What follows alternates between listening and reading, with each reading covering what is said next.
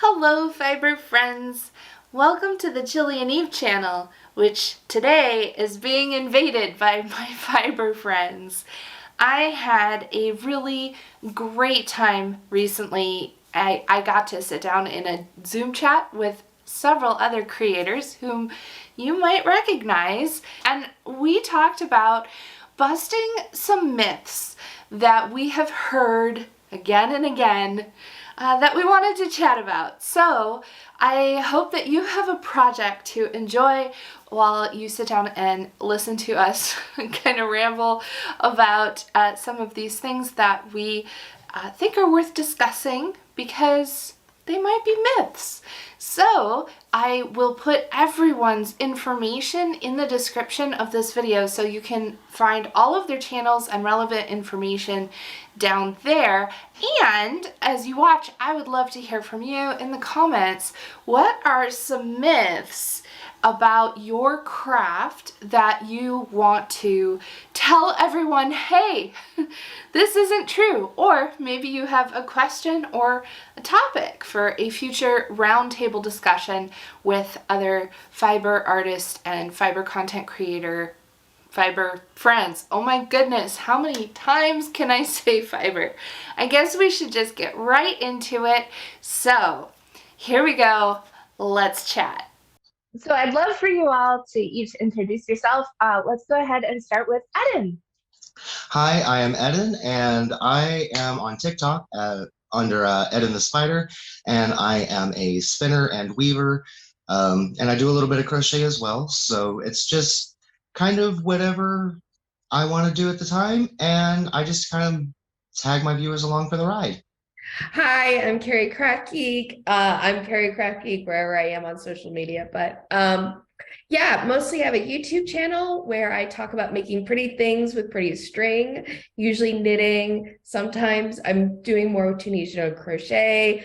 Occasionally you'll see me try something for the first time, but yeah, but my main passion is knitting. I love knitting. Hi, so yes, my name is Jente. My channel is Mijnwolden, where I mostly introduce myself as a chaos goblin who likes fiber shenanigans, which is mostly spinning and knitting, but I also try some new crafts for the very first time. And please excuse my English if I make mistakes, because I am European from Belgium and my vernacular is Flemish.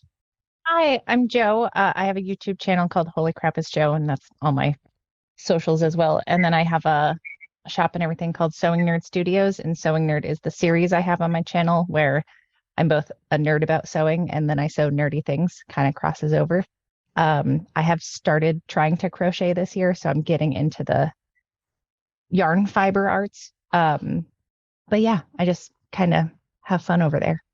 Hi, I'm Raven. I have a YouTube channel, Crowing Hen, and I think basically Crazy Chicken Lady plays with yarn would describe it the best. It's that little niche where homesteading meets yarn and weaving, spinning, whatever is interesting that week or month or whatever. Hi, I'm Amanda from MandaMadeIt is my YouTube channel. I also own a small wool washing business called Coastal Wool Washing, which is what you can find me on socials. I'm coming from Westerly, Rhode Island. I live here with my husband and my two kids, who you might hear throughout this video, so I do apologize. I knit, I crochet, I spin, I scour wool, I weave, do a little bit of sewing, and my channel just follows all of that. So I'm glad to be here. Hi, everybody. I'm Abby, and I am AbbysYarns, AbbysYarns, pretty much everywhere. And you can find me at AbbysYarns.com as well, my main home on the internet. And I am yarn evangelist. I am a spinning and weaving teacher. And I grew up in and have returned home to the Cusco area of Peru, where I live and mainly do classes online, but I also bring in-person tour groups when it is safe to do so health-wise. And so you can find me in the Cusco area, either in the city of Cusco or in the town of Ollantaytambo, as well as, like I said, on social. Wonderful. Thank you all so much for joining me. And I'm really excited to have a little chat, sort of a little myth busting chat. So I would love to hear what your sort of pet peeve myths are, maybe like an icebreaker type of one, about what you do as something you wish that the crafting world, whoever, sewing, spinning, whoever, might benefit from knowing. All right, who's gonna go first? Yeah, hop in there. I'll go first. So many. I'll break the buffet line and I'll go first. So I thought a lot about this because there's so many with knitting, well, and all the crafts really, but the one that I was just like, yes, has to do with acrylic. There's still this myth out there that you cannot block acrylic. And of course you can block acrylic. It is a fiber. It's just that it doesn't block like wool, and the techniques that you use to block acrylic aren't going to necessarily be the same as wool. But just because something doesn't behave exactly like wool doesn't mean that you can't do it. Yeah, I guess I will go for the 2-in-1, the twofer, since I mainly focus on spinning and weaving. The myth that I hear a whole lot, and people say this with absolute confidence, and it blows my mind, is, of course, you can't weave with hand spun yarn. And my mind is always blown when people say this with absolute sincerity, because like, what do people think was being done before the 1760s, right? Like, yes, before that, everybody was running around in nothing but skins that couldn't even be sewn together, because you also can't sew with hand spun yarn. And I don't know, like, it's such a mind blower. Of course you can weave with hand spun yarn. You just have to know how, which you have to know how to do those things anyway. I'm gonna, yeah, that's just so funny. Can't weave with handspun. You can't weave with handspun singles, unplied yarn. That's just not possible. Impossible. Never been done. No, it is, what most of European history wore, but suddenly somewhere in the mid to late 1900s, you just cannot do it anymore. It's totally. I hear things like that, and I gotta go and do it. Well, they used to be able to do it, but we can't do it anymore. I've actually heard that said too, like, with complete earnestness. That's also kind of the myth that to me is most applicable. Like you're talking about, we have been doing this in European history, but now I live in Europe, and in Belgium, spinning and weaving is actually just regarded as a lost craft. Like, we don't do this anymore. When I talk about what I do, I get like this comment every now and then from, oh, are you then connected to like a textile museum or a living history museum? Because there is no other way why you would be spinning. That's not a thing that we do anymore. And I always think it's like cooking, right? Like, well, now that you can just buy food prepared and ready to eat, absolutely nobody cooks anymore, right? But yet there is this incredibly strong movement of people who enjoy cooking and do it as a leisure pursuit, the cooking itself. And that's not just that there are high-end restaurants and all that kind of thing. And I think it's really interesting that there is this perception, right, and these perceptions that people have about why we would do things that they personally don't do. And I also want to say, I'm literally wearing something here that I wove from hand spun that includes singles. So myth busted. Like, this is all, if that one is a single, not my hair. This is a spite garment. This was a conversation on Ravelry. Someone was so excited. They'd learn how to spin and they're learning how to weave at the same time. And they were so excited. And that moment when you're learning a new craft and you got this tiny little technical thing, like, do I go slightly left or slightly right? Mm-hmm. This tiny little technical question. And what it really means is like, I just need someone to say, hey, you're doing great, keep going.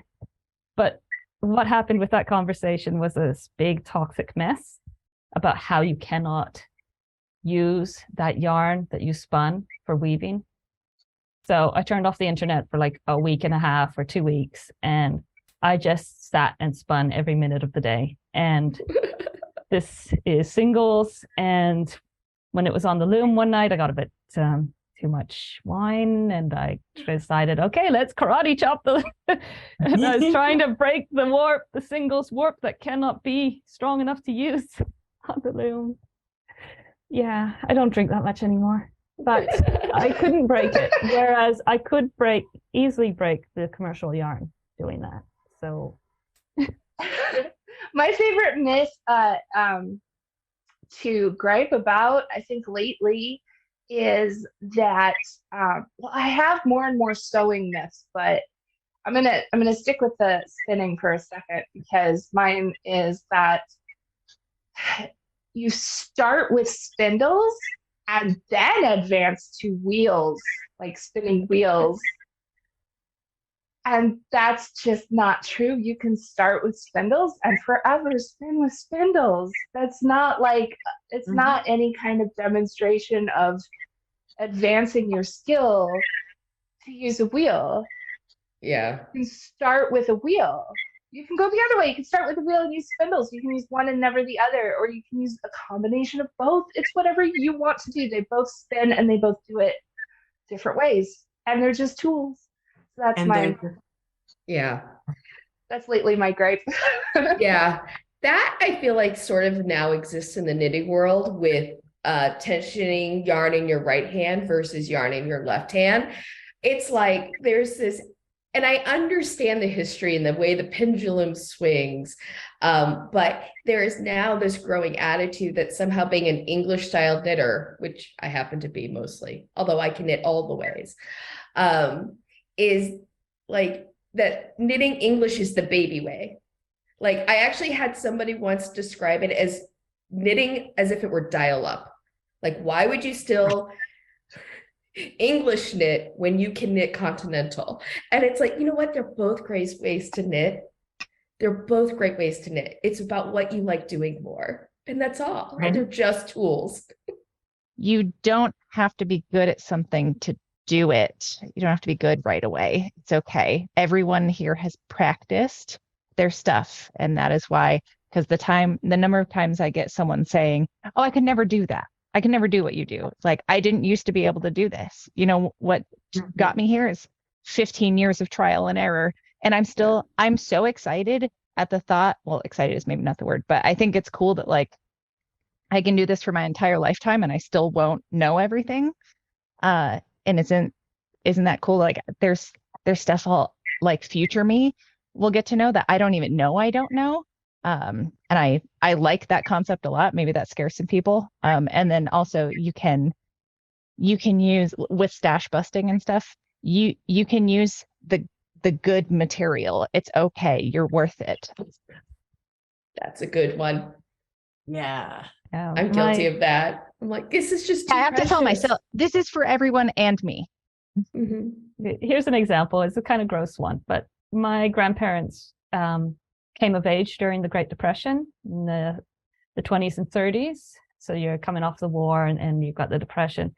And their point of view is they would harvest all the apples off the tree and they would eat the rotten ones first because the good ones last longer. And by the time they finished the rotten ones, all the good ones were rotten. So they only ever ate rotten apples. And the whole concept of, you know, you can eat the good ones and give the rotten ones to chickens. But no, we not allowed to use the good stuff because the good stuff's got to keep longer and we got to keep it for that special occasion. And they never got to eat good apples. And it was very, very sad. So use the good stuff. You are worth it. Good stuff. Chain ply doesn't make a very good or consistent yarn. And I didn't even know that was a myth. Stuff in my stash that can prove otherwise. So Where the Never heck heard did of that that myth one. come from? That's It comes terrible. I think that comes from people saying it's not the same as a 3-ply that where it all runs through, where all of the strands run throughout and are continuous. And the perception that not the same means not as good. Yep. I think is where that comes from. I'm learning all sorts of new myths here today. So that's cool. I like that one to be busted, because I think chain ply can be beautiful, and it's so good for color. Like keeping your color together. You can make beautiful stuff that way that doesn't get muddy, and it's an awesome technique. It's just a Brought shame that you one can't up. weave with hands fun. But yeah, the obsession with doing it right, like, isn't that an interesting one? And better. My way is better. There is one true way, right? Yeah. There's always one true way. Whatever the one true way is, you know, that's what we should be doing. I'd like to jump in on this a little bit from a scouring perspective, because that's kind of like my super niche in this already niche world of fiber. There is this idea that there's only like good fleeces for spinning are ones that come absolutely free with VM, and that you have stripped every last bit of lanolin out of, that you don't want to touch the poop, you don't want to like all of that, and that's the only good fleece worth processing. Now, like, that's just simply not true. Fleece can be beautiful, even covered in all of this VM and having high lanolin, and you can spin. Like, I know there are people out there that know that you can spin in the grease or lightly scoured with a little bit of lanolin. Like, it doesn't have to be, it's not all or nothing. It's not black and white. Like, and everything with fiber, spinning, knitting, crocheting, weaving, everything, like, there is no absolute about anything. Like, the basic fundamentals are, do you like it that way? Then it works. It's fine. Like, it's okay. Strip the heck out of your wool. Take all of the lanolin out. And if you want to have all of the VM out, that's fine. You can do that. But that doesn't mean that somebody who doesn't is any less of a processor, spinner, fiber worker. There. That's my thing. I so deeply agree with that. And like, and then I'm, you know, so I actually feel like this idea that there is one true standard and all of that seems to be an industrial concept to a great extent, right? And where that is normalizing the idea of uniformity over the idea of being purpose made and expert made and all of that kind of stuff. And it's a thing that has to happen to get us to accept industrialization and the lesser product that comes out of, you know, factory and assembly line and whatever type methodologies, right? We're supposed to believe it's better because it's uniform and consistent. So like, it's better to go get a latte at Starbucks because it's going to be the same at every Starbucks around the world, theoretically, than it is to go to your favorite indie coffee shop or whatever it might be, you know, like that's this like big business and industrial way of framing things, in my opinion. Well, I agree with that, because even when you look at, you know, when people start spinning yarn, so often they harshly judge their beginner's yarn because they want it to be consistent. Or if people are hand sewing and their stitches are not exactly, you know, counting the threads in the warp or the weft to like exactly measure their stitches, then it's not consistent. Like, it's not perfect enough. It's not good enough. And sometimes we lose any personality or character that we ourselves as humans put into our craft to say a human touched this and created this. And that's part of what makes it so special. Just an aside, what's the biggest compliment a knitter or crocheter can get? Your sweater looks like it came from the store. Oh, it's I disagree. But yes, I know what you're saying. But that's what I mean, though. It's like, that's not the biggest compliment, but that's what we feel like. Like, when somebody says that, they think they're giving you a compliment. Yeah. It's handmade. If it looks handmade, to me, that's the biggest compliment, because it's clear that I put the time and the effort into it to give it like a nice finish, but it also looks like, yeah, you made that. But a lot of people feel like, oh, that looks handmade. Oh no, I don't want it to look handmade, you know. And that's like that juxtaposition of like, no, but it does, and it's great, and put that I made this with love thingy on it, you know. Absolutely. I think one of the most freeing things I ever heard in terms of knitting is like, we're not machines. You're not going to have every stitch is not going to be perfectly knitted when you're hand knitting. you'd like to have consistency, and there's a lot of reasons for that, but you're not a machine. It is impossible for you to make every single stitch look the same. And that's okay.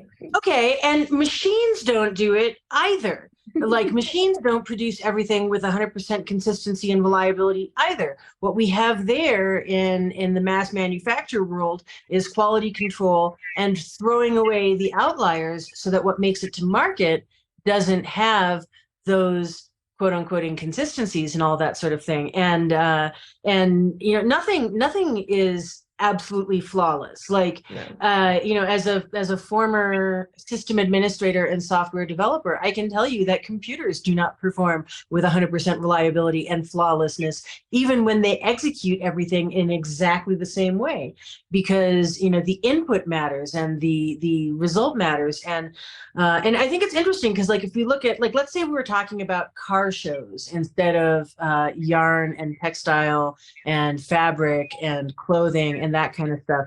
There people say, well, this has that hand-built elegance, and wow, the amazing thing about a Ferrari is that they spend years building it for you to exacting specifications by hand. Well, why isn't that the way we look at textile stuff? Mm-hmm.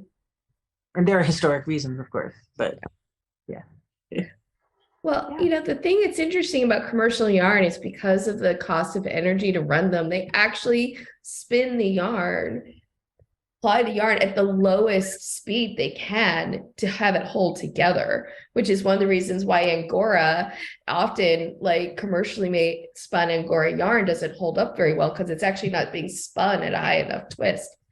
Something I learned when researching Angora for our collaboration last year. I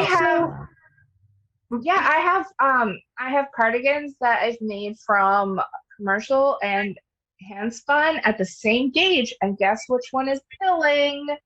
It's not the hand spun. Yeah. I think like, so two comments I would make, on these past observations, which are really good, is one, mill spun yarn made for sale is the finished product. So they don't care if it actually holds up to the use that you're going to put it to, because it's finished for them when it goes out the door and is sold, right? So that's the standard that they're producing to, is the skein, as opposed to the product that you're going to use it for, because people don't necessarily have the ability to judge whether or not a yarn is going to be good once it is transformed by being worked up into a garment and then, washed and used and all of that sort of thing. And the other is that when people say, well, you can't, of course you can't do this or that or the other. I've heard that so much over my entire life about textile topics, often while doing the very thing that they say cannot be done. Is I like to ask people who tell me that, what happened when you tried? And 99% of the time they will say, oh, I haven't tried it. That's just what I've been told. And I'll say, well, then you don't actually know. Mm-hmm. And they're like, no, I know it for sure. And I'm like, not like, but not like it. in a fact kind of really? way, right? But not like scientifically, in a fact-based way. Yeah, right? You know for sure that someone told you. That's what you know for sure. That's all you know. Right? That's such an interesting point about mill spun yarn that I hadn't thought about, because that really explains the proliferation of merino superwash sock yarn. Mm-hmm. And merino is lovely, but I can't think of a worse sheep yarn for socks than merino superwash.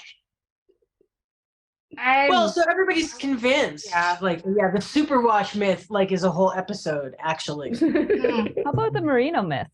Because that's an interesting episode. No, that's like 5 episodes. Yeah, because there's the merino breed, which is standard and registered and has like criteria. But merino wool, globally, I don't know if they've fixed this yet, but I don't think there is a standard. If you're labeling it merino, it doesn't necessarily have to come from the merino breed. Oh, right. I think a lot of that is just marketing. Yep. A lot of so if you're making wool for the crafting market, they're much more careful. Like the big names making fiber and yarns and stuff, they're much more careful about making sure it's from the merino breed. But if you're making it for the finished garment market, the fashion market, I don't believe there's any standard yet. Although my information's a couple years old, it might have changed. Yeah, a thing that also made me think about when Amanda said about the fleeces is that something I recognize in our country here is they want uniform fleeces and they want merino. And everybody is telling in our country that our local fleeces are worth nothing. And I want to shove them Flemish sheep in their face like this is such a good sheep. I mean, merino is wonderful, but it's become the romaine lettuce of the knitting world. Well, that's what it is. And that's the thing with like improved breeds, is that they are intended to be more industrially palatable because of that uniformity and all of that sort of thing. And then that means that our ability to judge and quantify and select things becomes more limited because we're only selecting for certain types of processing. And then this gets to the thing that people ask me all the time about Andean textiles, which are fabulous textiles. And we have unbroken textile traditions here that are continuing to be practiced without people having stopped doing so. But people ask, so what kind of sheep do they have in Peru? And the answer is that we have sheep type sheep for sheeping purposes. So like the things that you do with sheep, there's eating them, there's using the leather from their hides, there's using the wool, there's some of them make a lot of milk, there's all of these different things that sheep do, and that's why they're useful animals, and that's why the Spanish took them everywhere when they were conquering places. And so they are, the sheep here are all different kinds of sheep within a given flock, within a given group of sheep. And people who are going to work with that sheep in whatever way they do, select the specific animal for the purposes that they want.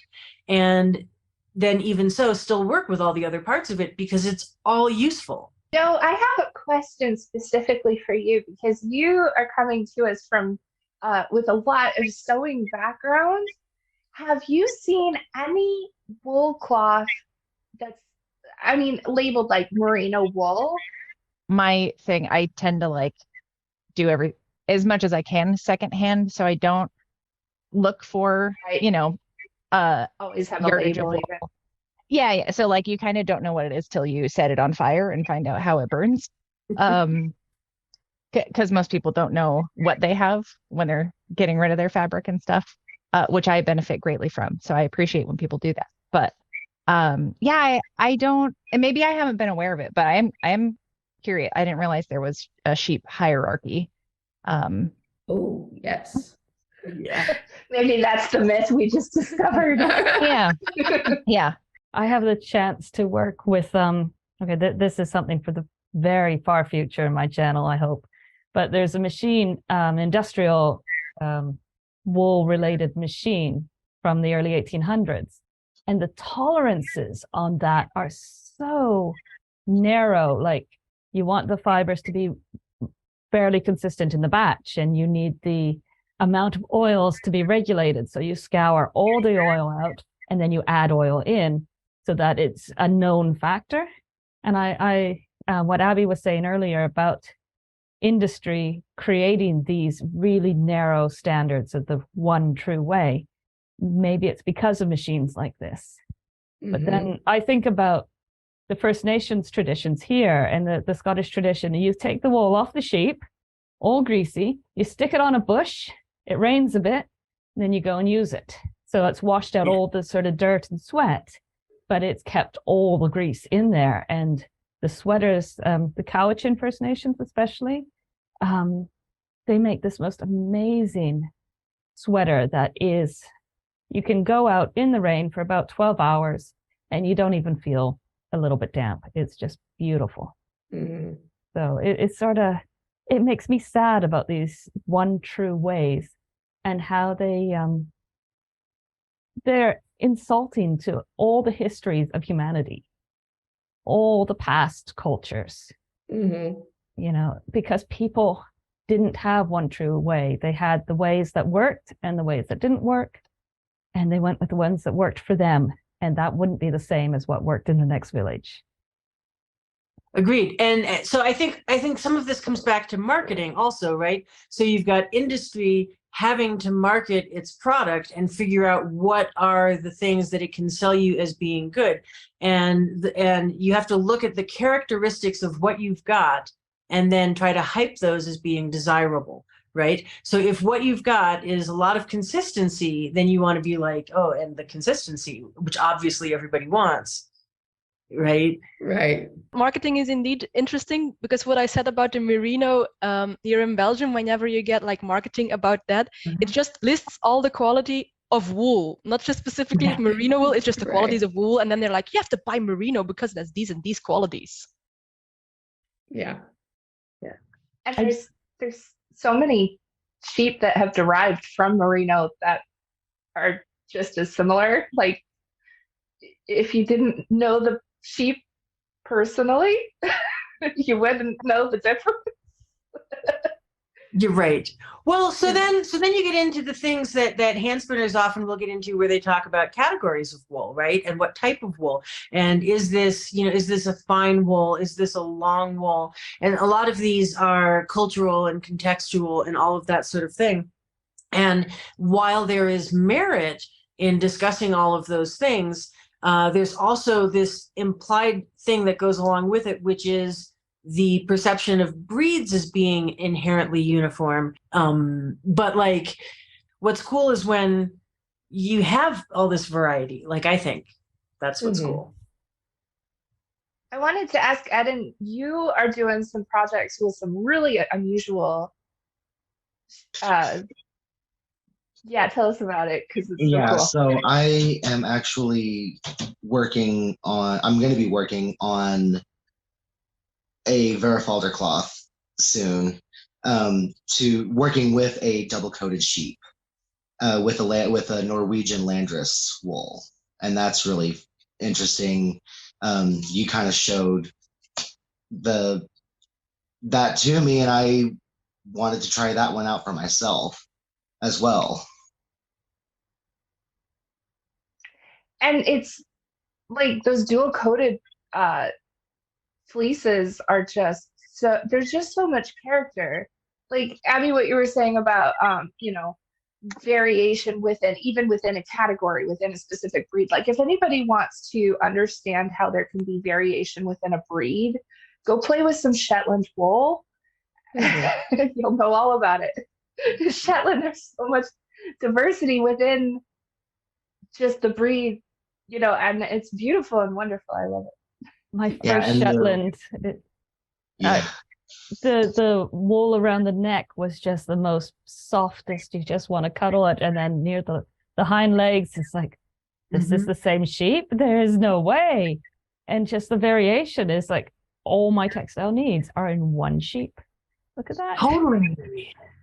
Sorry. It's as if there was an inherent efficiency in people in the Shetland Islands breeding sheep, where they could get every kind of wool that they needed for the various needs that they would have to cover.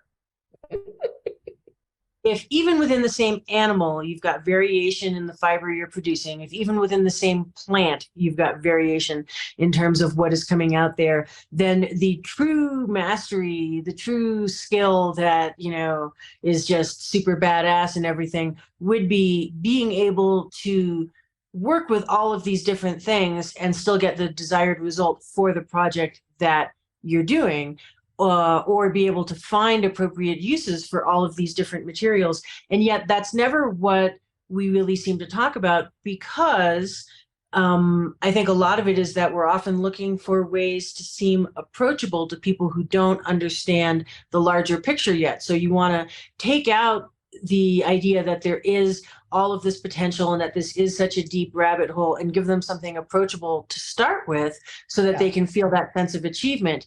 But then when people don't go beyond that, it becomes problematic. And I'm even gonna go here. I'm gonna say that people bounce off textile pursuits because they think they've mastered it and there isn't someplace else to go, because there's often such a focus on appealing to the less experienced and less deep down the rabbit hole diver.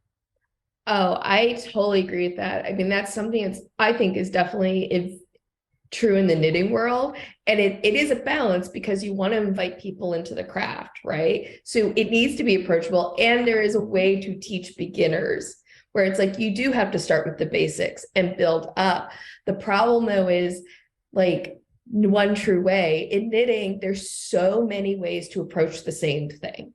There's like, even like a cast on edge, a chain cast on edge, there's so many different ways to do it and get the exact same looking thing, and it structurally be pretty much the same thing. You just have to find the one way that you enjoy doing. But what happens is because people think, well, I was taught this one way initially, that's the only way to do it. And then because this is kind of a person-to-person craft, traditionally, you know, it's like a lot of bad information comes out and goods through because they never learned any better, but they still believe firmly that they know the one true way of doing it because they've been knitting for 50 years. Yeah, and there's almost this dynamic that happens where if you say something that challenges whatever they learned first, you're being insulting and you're being a big meanie and all of that kind of stuff. And you're saying that somebody is wrong and there's no room for things to just be different. Is there one true way to hold a pencil? Right? Like we don't have that argument a lot in people who skilled up in pencil use from early childhood and that kind of thing. But people do believe there's one true way to. As a former elementary teacher, there's a lot to say about how you hold your pencil. Oh my goodness. There is. Well, I think there's also a level of insecurity for people that they're trying to mask with this one true way approach, where it's like, I don't want to feel like I don't know what I'm doing. So if I hold really tightly onto the one way that I learned, you know, I can feel very capable in this, you know. And if somebody comes like, oh, did you know you can do it this way? It's almost like, wait, I have my way. Don't mess with it took me so long to figure this out. Well, there's also, as a beginner, I think people are so, especially in the fiber space, are so concerned about wasting their supplies of things because, you know, like this isn't, a lot of people are not getting like the fleeces by the pound and scouring and doing all of that. They're buying like hand-dyed yarns, nice yarns, especially if they're being influenced by people on YouTube and Instagram who are showcasing all of these things. They're spending, you know, $28 to $40 on a skein of yarn. They're like, no, I want to know the right way to do this and the one way to do this so that I don't waste my time and my resources. Yeah. And you know, that's what's unfortunate is that we have this idea that we have to buy all these like incredibly expensive resources in order to do our crafts. And then that our time, like learning that something doesn't work, our time is too expensive to do that, even though that learning process is worth the expense of our time. Well, and I think also going back to beginners and the one true way fallacy, if you will, is like the other half of it is that I think so many people get into a craft but then get turned off because they feel like, well, I'm going to take continental. I feel like there's a bit of a survivor bias when it comes to continental knitting where people try it, they don't like it, and they think, oh, I can't knit, so I might just give up. It's not for me. Where it's like, well, maybe you would like knitting if you tried another method. Same is true for English. Like some people, that doesn't work for them if they tried continental or Portuguese. We don't talk about Portuguese knitting enough.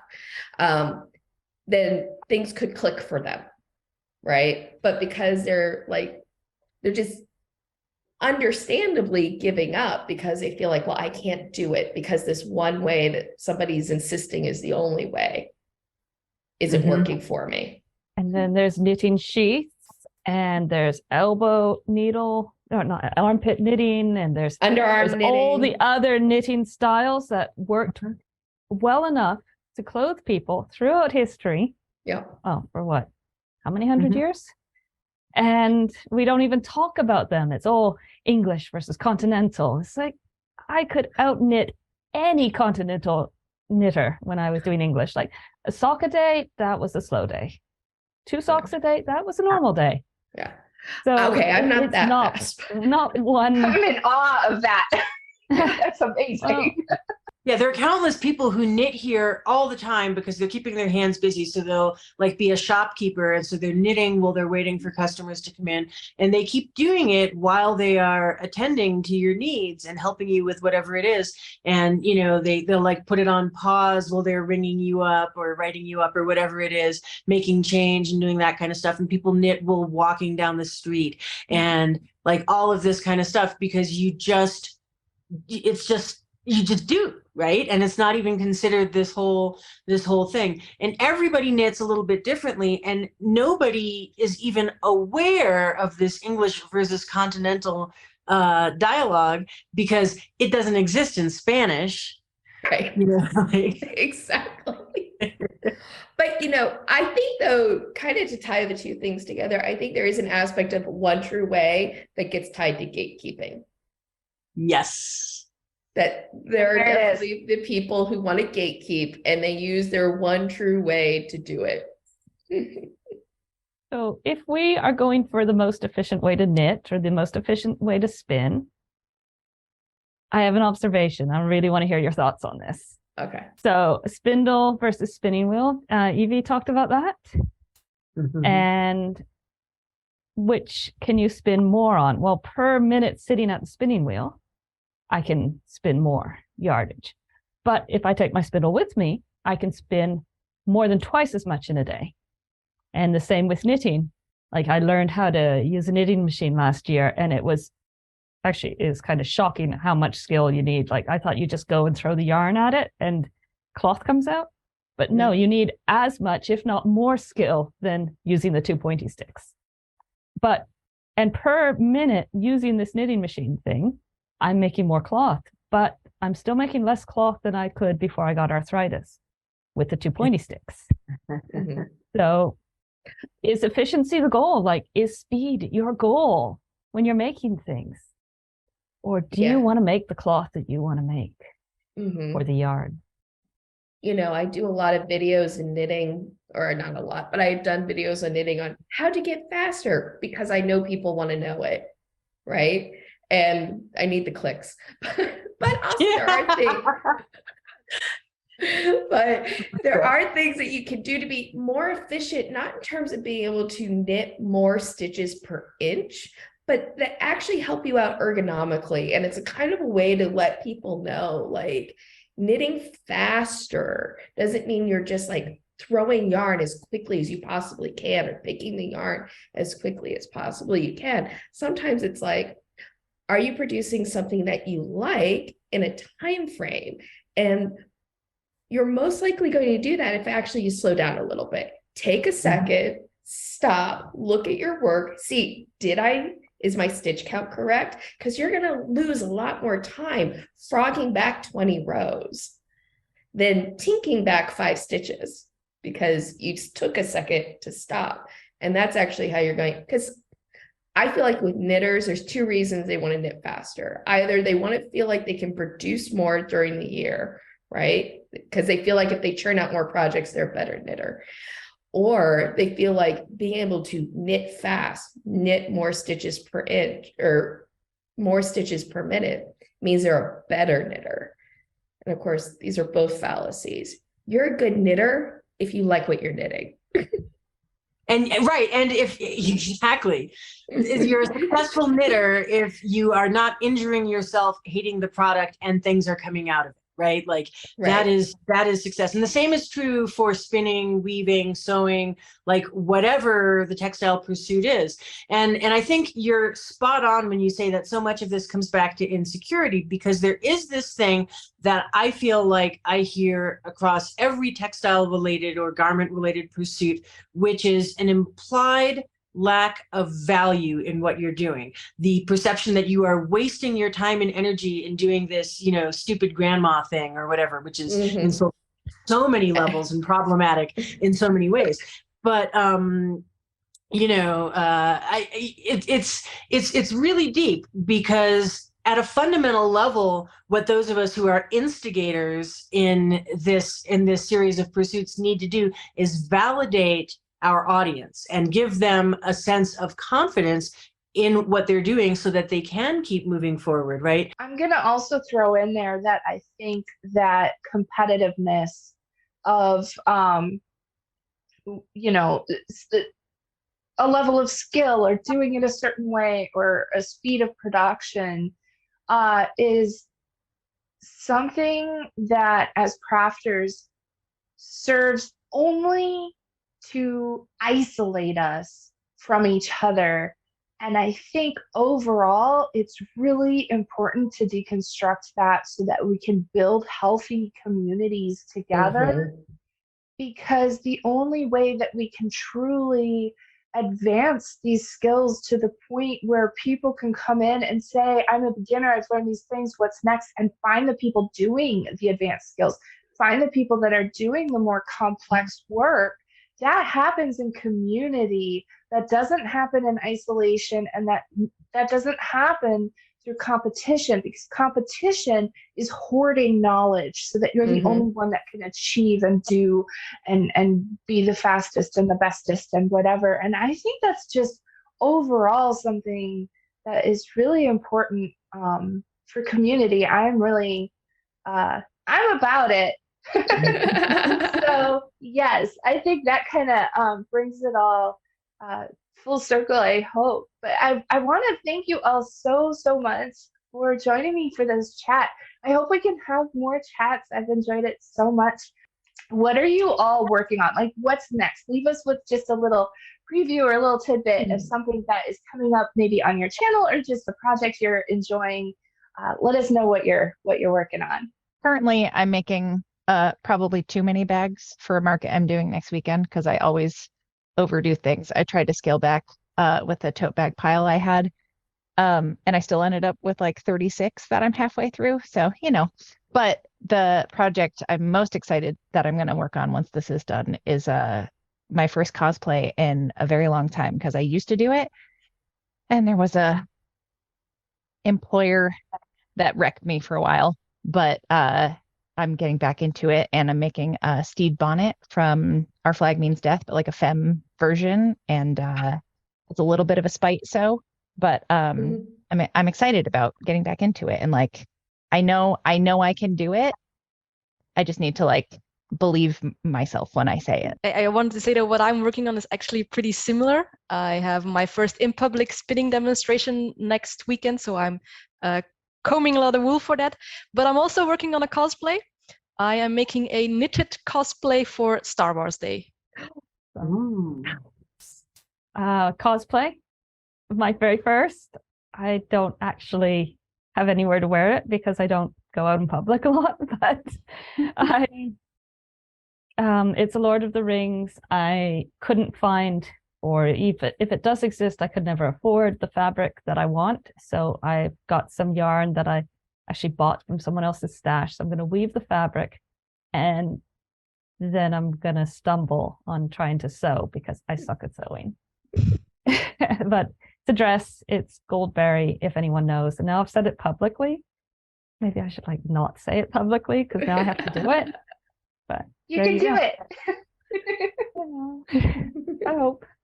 I am dealing with a hand and wrist injury and all of that. So my making of things is severely limited. Well, I am only supposed to be using one hand to do anything with, and I'm totally crabby about it because making things is what keeps me from being crabby. Right. So I am focusing really heavily on the educational content. And so right now I am developing further ongoing online instruction in Andean backstrap weaving, which I've been working really hard over the past several years to be able to present to a wider audience in that context. It's really hard to teach that online. And anyway, so I'm working on developing the next steps and moving along with that. And I'm getting ready for my first tour group since 2019, because my first 2020 tour was due to arrive in Peru on the 14th of March, and I ended up canceling it on the 10th of March. And then on the 15th of March, they announced like all these lockdowns and all of this stuff here. So it ended up being the right move. But yeah, I'm getting ready for the tour group, and we're going to be going around to, well, first we're going to be participating in a major festival, and then after that we're going to go around to spinning, weaving, knitting, dyeing communities and do do visits and authentic instruction and all of that kind of stuff. And I'm really glad that we're ramping these up again. It's been kind of a long haul. I have a couple different projects I'm doing coming up this weekend. As a matter of fact, I'm actually going to teach a sheep owner. They have like 4 sheep that they rescued. I'm going to teach them how to scour and process their wool, and their people on their farm. And I'm also going to be taking on a 130-pound wool order, which will be my largest to date. And I've just set up a new workstation that I get to do that in, and that's all going to be on my channel showing that. Personally, I am, as many crocheters and knitters are doing, weavers and spinners, I am working through my stash this year. So that's also a thing. I'm like, doing all the stash down stuff. That struggle is real. Yeah. It's so real. It's so real, But as I'm surrounded, like my stash is actually going down, which is good. So yeah, that's kind of what I'm working on and coming up for me. So I don't feel like I have all that much exciting. One thing is I started a new sock, so I just brought that, and I'm actually, because I'm on YouTube, but I've also started getting more active on TikTok, just in time for government regulation. But I've been kind of vlogging my journey as I make this sock, because I have been tooling around with the idea of doing a series of videos about patternless knitting, because I'm not usually utilizing a pattern for this.